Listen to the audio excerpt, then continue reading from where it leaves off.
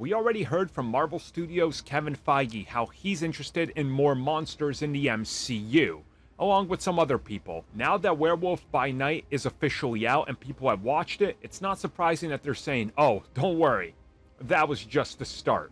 Way more monsters are coming. Unfortunately, when I looked up Marvel Monsters on Google, for some reason, I, Frankenstein showed up. So, I'm gonna remind everybody, because I was reminded of that god-awful movie by putting them in the thumbnail and right here. Take that. Look, I'm gonna just be real with you. I'm only gonna talk about the Marvel stuff for like a minute. This is gonna become an I, Frankenstein video, okay? I'm just warning you right now.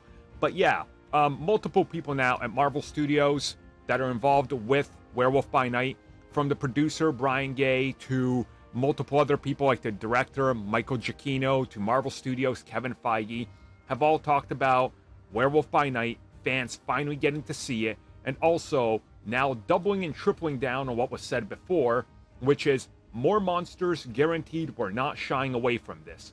Now again, Marvel has a pantheon of monsters. Like, if you really think about it, the Lizard is technically a monster, right? It's a monster character. But they got characters like Dracula. They got Morbius, which they obviously can't use, and that's been botched beyond belief. But they also got Frankenstein in Marvel. They got, Zombie. Literally, that's his name. Satan? I mean, take a pick. There's so many of them. So it's not surprising that they're actually going to use these. Now, again, when and where, that's the deciding factor here. They did tease it's going to be sooner than you expect.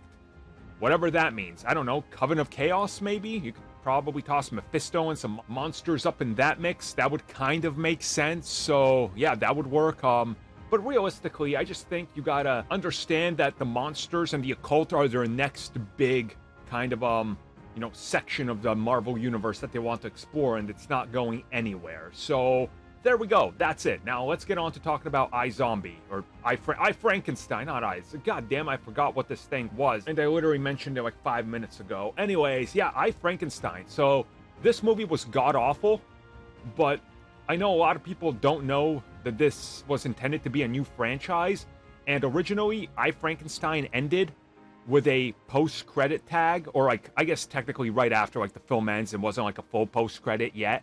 It was going to be attached to the end of the film, where then it's established that this thing exists in the Underworld franchise universe. So they were actually trying to build out a cinematic universe, and we were going to have Selene, once again played by Kate Beckinsale, show up, and we're going to set up a giant crossover involving Frankenstein and lichens and vampires and a couple other things. There was also another film they were working on in this universe that got scrapped once they saw this one.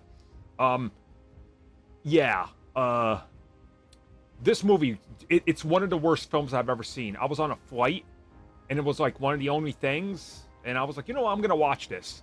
And it is so bad. Don't ever watch it, but just know that, it could have, no, it wouldn't have done anything, honestly. It's just god-awful.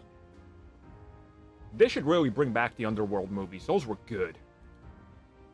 Good garbage schlock, but entertaining good. Like, you know, those guilty pleasures that actually have some quality? That was the Underworld movies. The third one is underrated.